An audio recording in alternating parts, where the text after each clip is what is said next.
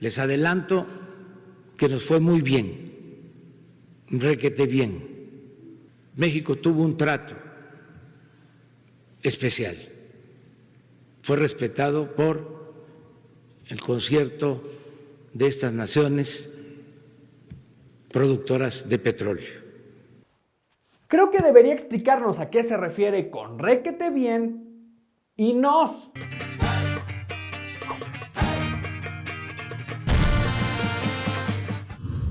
¿Qué tal, amigos? Ya saben que a mí me dicen Muñe y estoy aquí porque ya no sé qué más hacer en mi casa. Me estoy volviendo loco.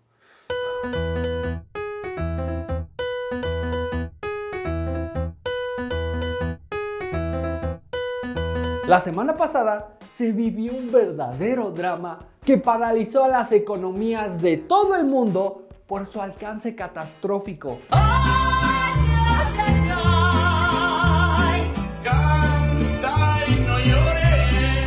Porque cantando se alegran. Cielito lindo los corazones. Y también se reunieron los países integrantes de la OPEP y OPEP Plus para alcanzar un acuerdo para contrarrestar la caída del precio del petróleo que está poniendo en crisis a todos los que dependen de su producción. El coronavirus no solo nos ha enseñado lo importante que es cuidar tu salud, lo frágil que es la humanidad y que 20 días de cuarentena le quitan lo divertido a masturbarse.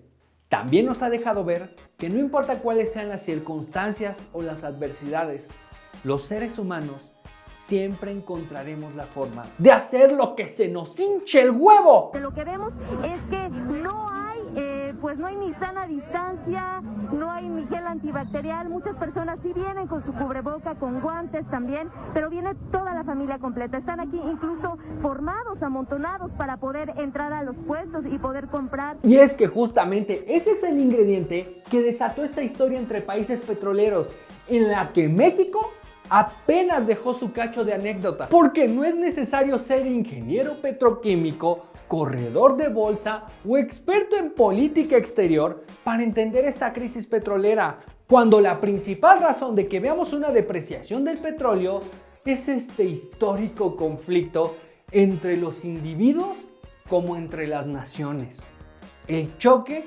de las voluntades contra los caprichos. Y como telenovela mexicana, todo inició en un humilde mercado. Así es el mercado de Wuhan, en la ciudad de China, donde se habría originado el coronavirus.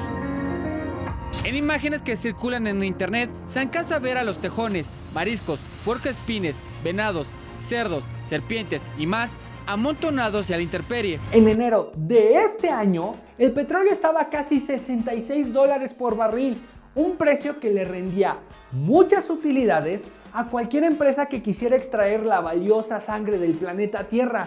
Inclusive, se consideraba que podría aumentar muchísimo su valor después de que Irán y Estados Unidos nos metieran un pinche susto con la Tercera Guerra Mundial. Apenas vamos en abril y ya podríamos hacer 30 monografías del 2020. Pero el brote del COVID-19 en Wuhan provocó que el gobierno chino respetara los derechos de sus ciudadanos, avisando las medidas que debían tomar, pero reafirmó el autoritarismo del Partido Comunista, cerrando ciudades completas de todos modos.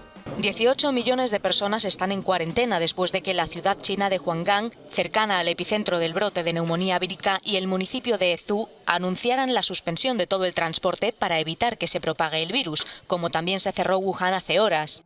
Varias aerolíneas del sudeste asiático también han cancelado sus vuelos a Wuhan, mientras China asegura que informará de la situación. Ese freno de mano que le metieron a la actividad económica de uno de los países con más demanda de petróleo, como lo es China, dio como resultado que en cuestión de un mes el precio del barril bajara de 65.11 a 55.49 dólares y que para inicios de marzo llegara hasta $40 por barril. Si me hubieran dicho que algo iba a perder la mitad de su valor en tan solo 6 semanas, yo jamás hubiera creído que hablaban del petróleo y no del chicharito en el Galaxy. Entonces, la situación estaba así. Para el 6 de marzo, el planeta entero se enfrentaba a una pandemia. Las economías de todo el mundo estaban a punto de paralizarse. El petróleo cada vez tenía menos demanda y por lo tanto diariamente perdía su valor. Y ese fue el principal motivo para que la OPEP y Rusia se reunieran para buscar un acuerdo que revalorizara ese bendito jugo de dinosaurio. Russia is a very important member. They've been working with us for a very long time, and I think we understand each other now.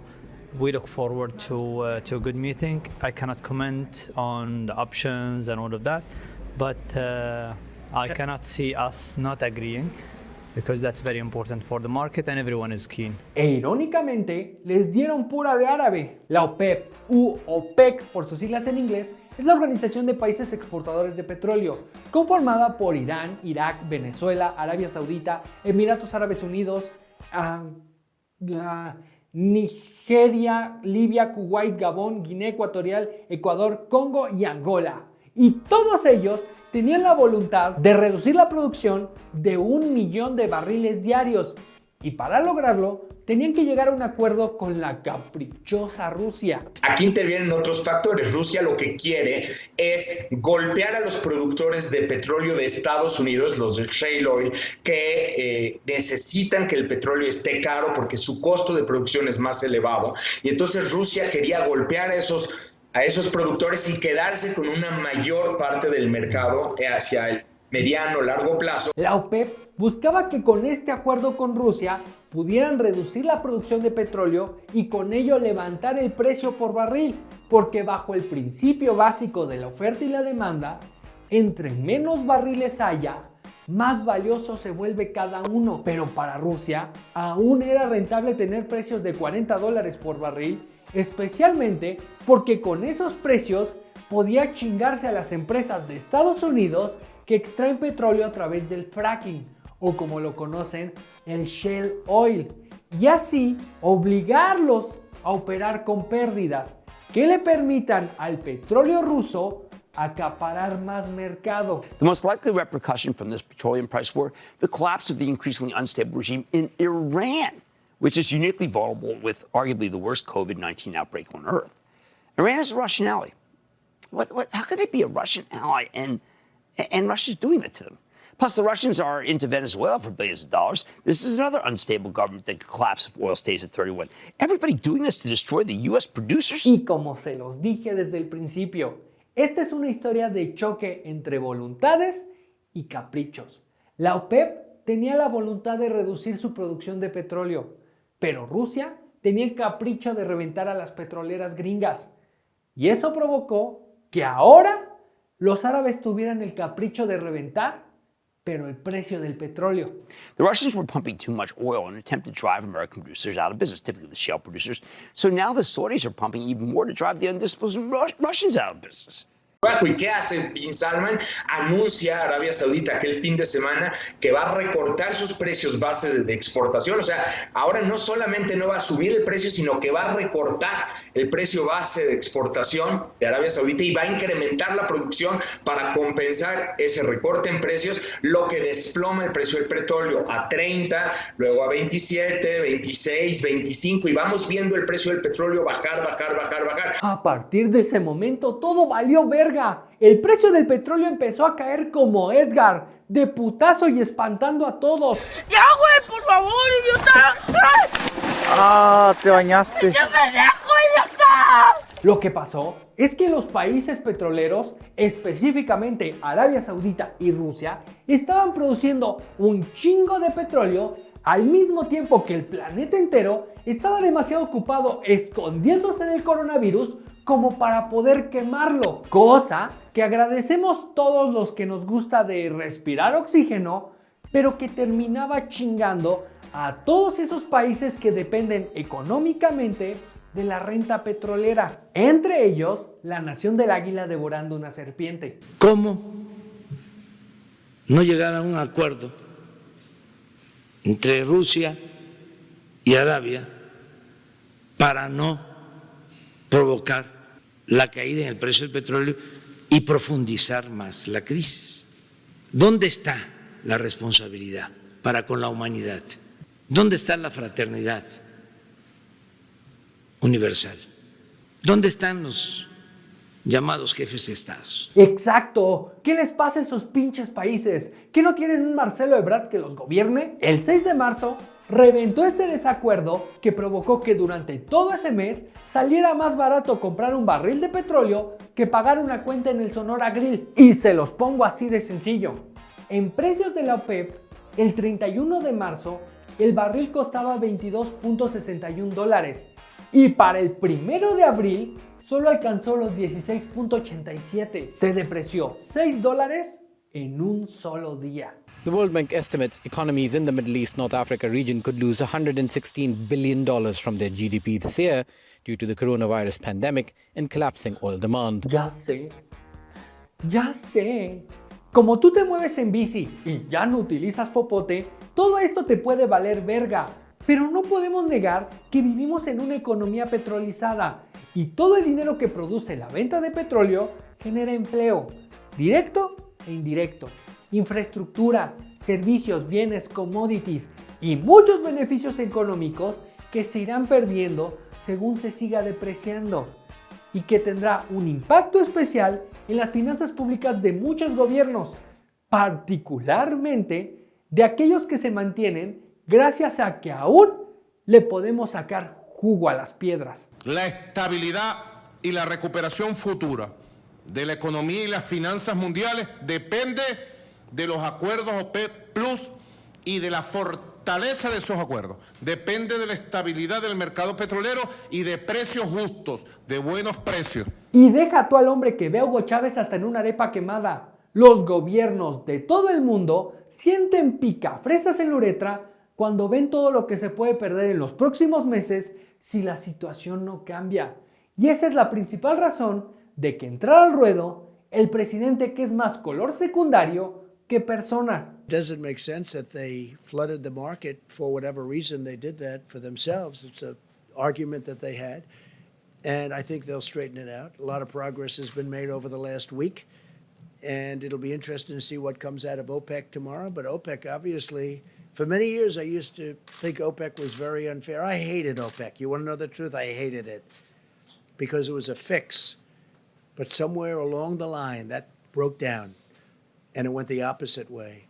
And we have a tremendously powerful energy industry in this country now, #1 in the world, and I don't want those jobs being lost. Y es así como aparece una nueva voluntad, la voluntad de Estados Unidos de intermediar entre Rusia y Arabia Saudita para lograr un acuerdo que les permita rescatar el precio del petróleo. Entonces la OPEP organiza una nueva reunión, pero ahora invita a más países de la OPEP Plus, que son estos países petroleros que no forman parte de la organización original, pero que les incumbe y les atañe todo lo que ahí se acuerda. Es este momento, este pinche acuerdo, el que requiere de la voluntad y el sacrificio equitativo de todos los países involucrados por un bien común.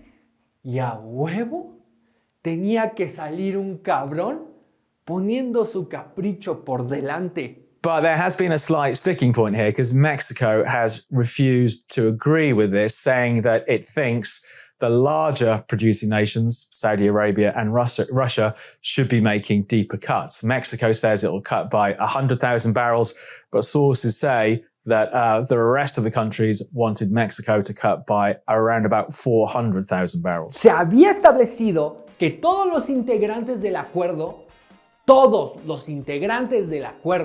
reducirían 23% su producción de petróleo.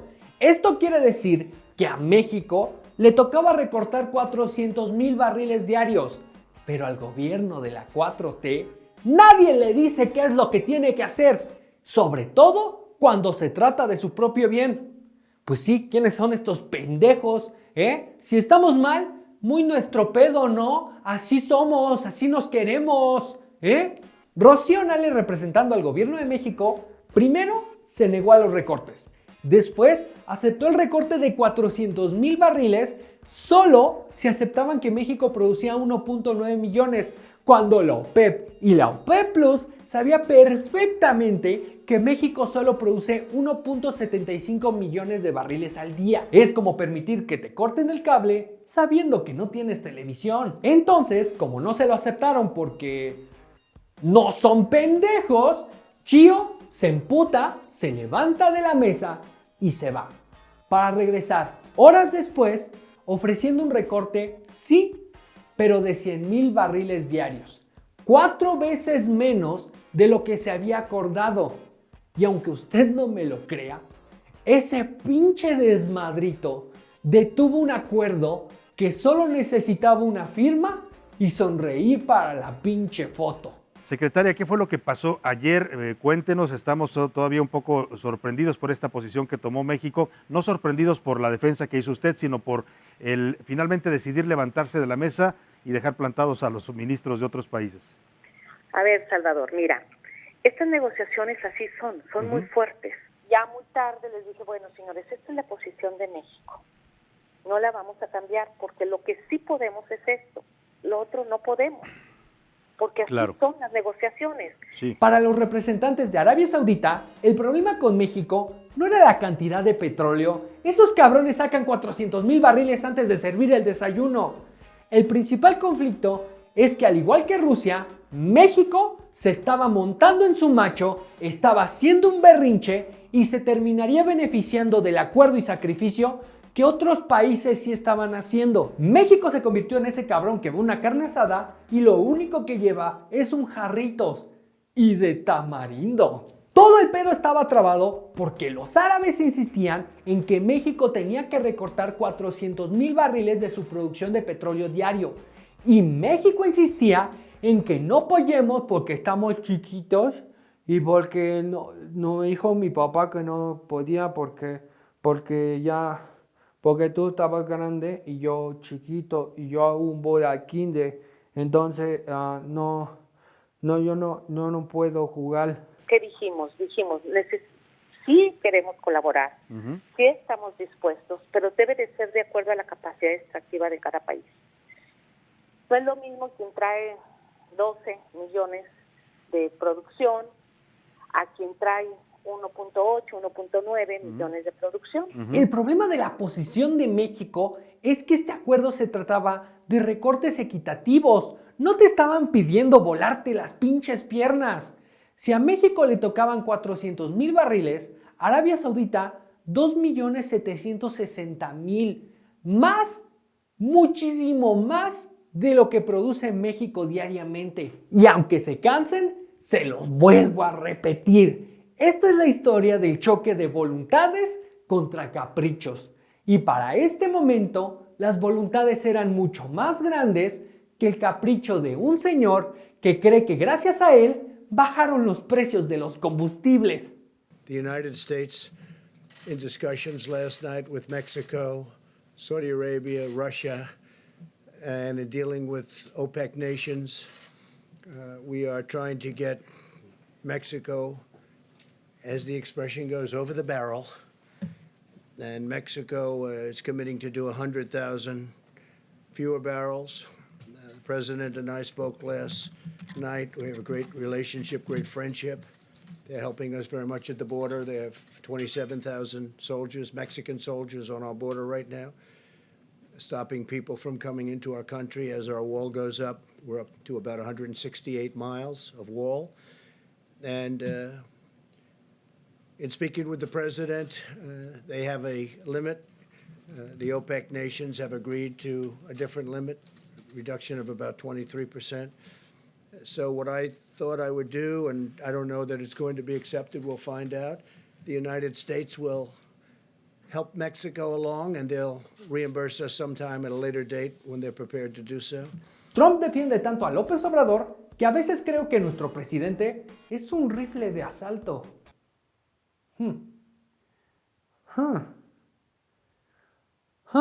Y no se la compliquen tanto. Rocío Nale y el gobierno de la 4T lograron lo que querían. Ese es un triunfo para el proyecto de López Obrador, no para México, para su visión de lo que debe ser México, que al final de cuentas no es lo mismo. Y el logro está en que consiguieron solo recortar 100,000 barriles y que Estados Unidos cubriera los otros 300,000. Y a Donald Trump no se le despeinaron ni las cejas. Pero a pesar de que hayan cumplido la misión, el problema y la duda es, ¿a cambio de qué? So I agreed to pick up some of the slack. So he was going to reduce it by 100,000 barrels, reduce his output by 100,000 barrels. And I was going to pick up the slack, and they would make it up to us at a later date. They would make up what we're doing at a later date. It could be in a different form. Sí, fue el mismo Donald Trump el que buscó e intercedió por los representantes mexicanos, porque le urgía ese acuerdo para darle solución a las empresas petroleras de su país. Pero si en el camino podría agarrar un favor del gobierno mexicano, no le iba a hacer fuchicaca a una Rocío Nale que nomás no se pone de acuerdo con ella misma. Ahora, secretaria, el pago de estos 250,000 barriles, ¿se fija alguna fecha? Será en energía, o el día de mañana si Estados Unidos necesita una colaboración de agricultura, una colaboración de ganadería, una colaboración cultural, no sé. O sea, no vamos a pagar en especie, no vamos a pagar con barriles, pues. Pues en la historia siempre las colaboraciones internacionales así se han dado. ¿En qué términos se dio el acuerdo con Donald Trump? ¿En qué términos fue? ¿Qué pidió a cambio? Nada, ya lo dijo el presidente. No se pidió nada a cambio. Miren, todo el mundo estaba cuidando el mercado, está cuidando el mercado petrolero para que no se derrumbe más el precio del petróleo. Ya vieron ustedes la primera gráfica, cómo ha disminuido. Traemos ahorita a 16 millones de barriles menos de demanda. Trump le canta a México que le deben un favor. Rocío Nale asegura que la retribución puede ser en cualquier aspecto y después corrige para decir que el favor fue sin condiciones. Entonces, asumamos lo último. Asumamos que no hubo un pacto firmado para que Estados Unidos cubriera esos 300,000 barriles que le tocaban a México. Pero el presidente de los Estados Unidos dejó claro que espera un pago a cambio de eso, sobre todo cuando dejó claro que el problema de México era político y no técnico. And I understand the president very well. He has a level when he came in and he wanted to keep it at that level. Oil is important for Mexico. The problem is, and I explained it very strongly, you're going to be selling it for $5 or $10 a barrel, so in the end it's bad. But he did have some political difficulty with it, frankly, and I understand that too. Si no se llegó a ningún acuerdo, lo que se le entregó a Donald Trump fue un cheque en blanco. Un cheque en blanco justamente en año electoral. Un cheque en blanco cuando estamos a punto de entrar en una recesión global.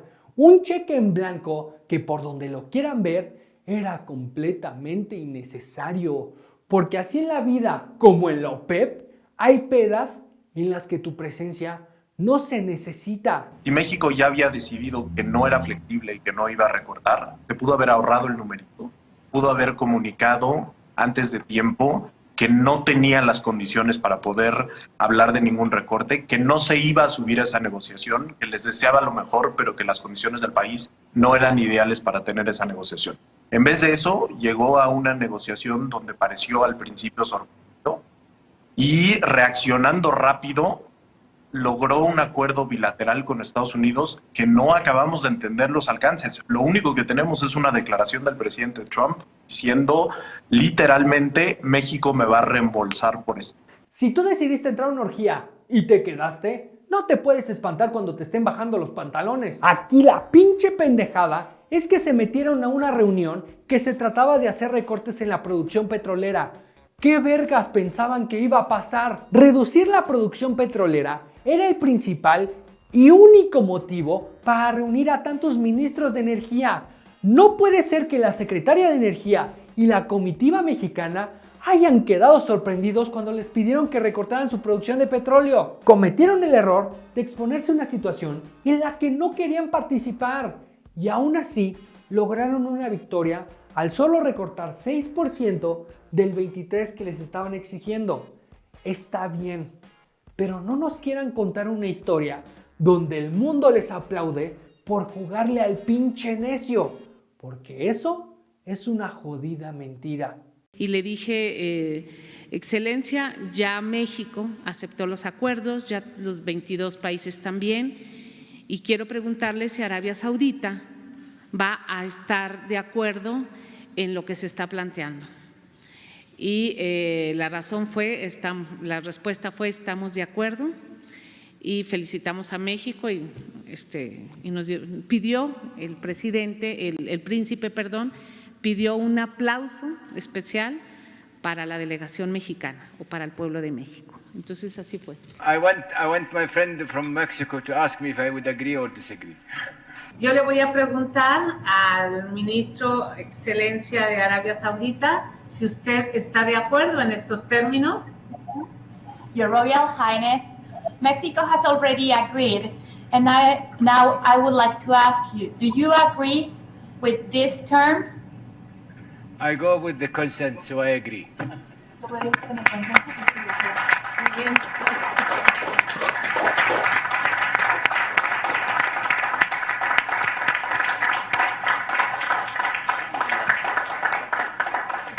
Y a pesar de todo este desmadre innecesario, se logró el acuerdo entre varios países petroleros para reducir la producción petrolera y poder recuperar los ingresos de muchos de esos países. Les he repetido una y otra vez que esta es la historia del choque de voluntades contra caprichos, porque a veces y en casos muy especiales parece que estoy hablando con estúpidos.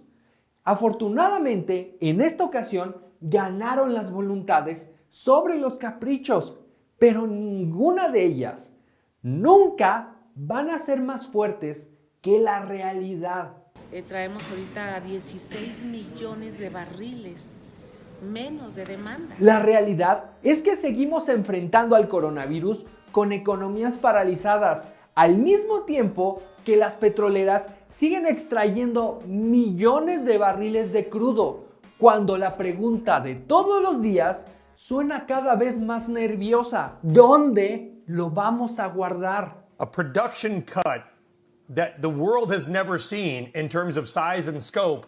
Yes, oil is up, but it's up to 27 and change. It started the year at 60. We're 30 million barrels a day oversupplied. This is not a rescue of oil and gas. This is to buy one thing, guys, and that is time. Slow the tank fill before everything is filled with oil and there's literally nowhere to put it. El acuerdo que firmaron la OPEP y la OPEP Plus lo único que logra es retrasar que se saturen los sistemas de almacenamiento. La realidad es que no vamos a ver precios de 20, 40 u 80 dólares por barril en un chingo de tiempo. Pero si llegamos al punto donde no hay donde guardar todo ese petróleo, lo que podríamos ver es a las petroleras pagando por deshacerse de él. Todos quisieran producir más, todos quisieran vender más, pero hoy el mercado mundial no tiene demanda. Y lo que están haciendo los países es mandar a sus refinerías para procesar y generar sus gasolinas o cerrar la llave o almacenar, pero el sistema de almacenamiento es reducido en todo el mundo para la capacidad y el almacenamiento se tiene contemplado cuando mucho que se sature el próximo mes de mayo. Estas son reglas básicas de la oferta y la demanda. Las petroleras pueden pasar de ofertar petróleo a demandar espacio donde guardarlo. Es por eso que les digo que no es necesario ser un experto en producción petrolera o un corredor de bolsa para entender que si el costo de producción te sale más alto que el precio en el que puedes ofertar tu producto, estás hablando de un muy mal negocio. ¿Qué nos conviene más?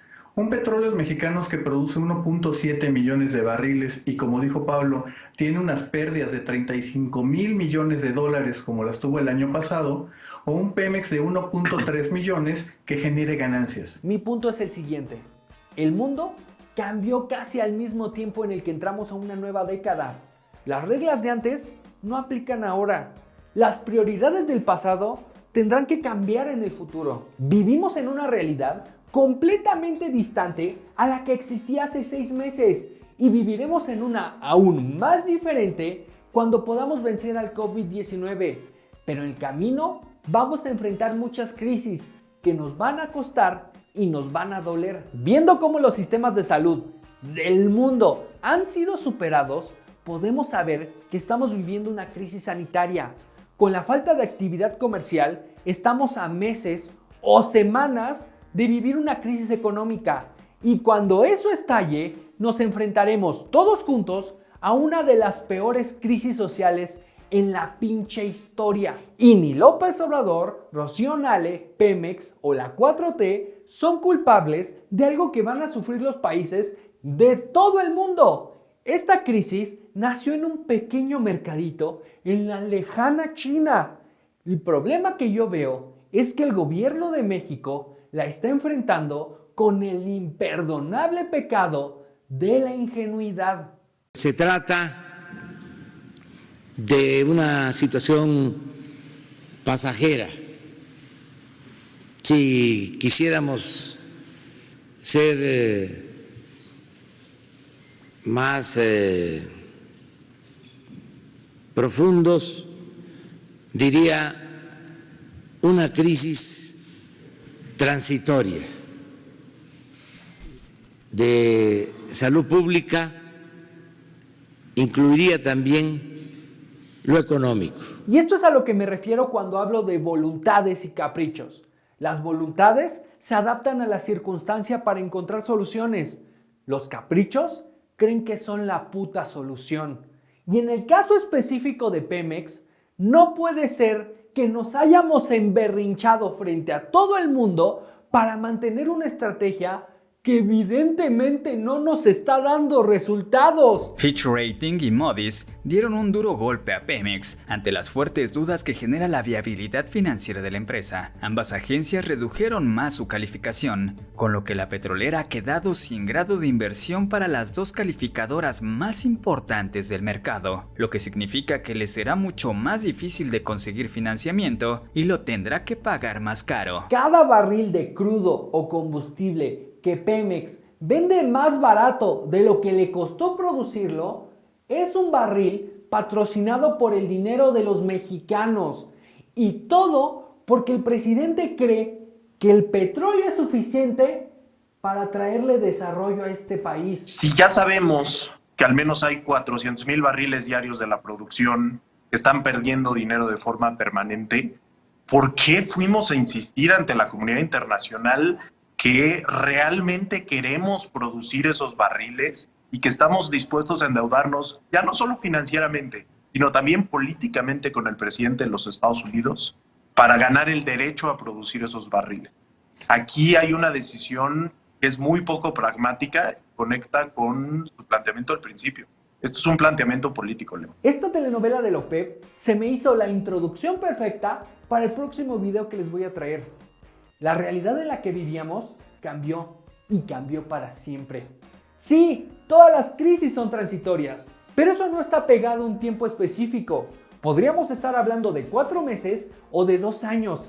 Y justo en el momento que debemos reunir voluntades para enfrentar la realidad, las estamos desgastando enfrentándolas con caprichos. Y sí, se los dije, vivimos en una economía petrolizada. Pero esa es la realidad que conocemos.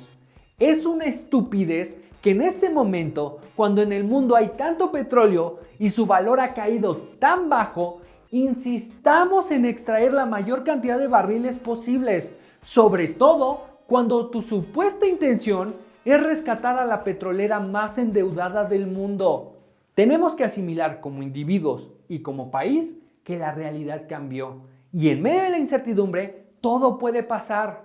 Así que si vamos a una reunión de la OPEP o salimos al mercado por fruta, si nos enfrentamos al coronavirus desde el gobierno federal o desde la comodidad de tu casa, si nos toca ayudar a alguien o cantar el cielito lindo desde tu terraza en Polanco, más te vale tener la voluntad de prepararte para lo peor, adaptarte a la circunstancia y dar lo mejor de ti mismo. Si no queremos que la crisis nos tome por sorpresa. Bueno amigos, eso es todo por hoy. Espero que los muerda un carro y los atropelle un perro. Yo soy Muñe. Los quiero. Nos vemos.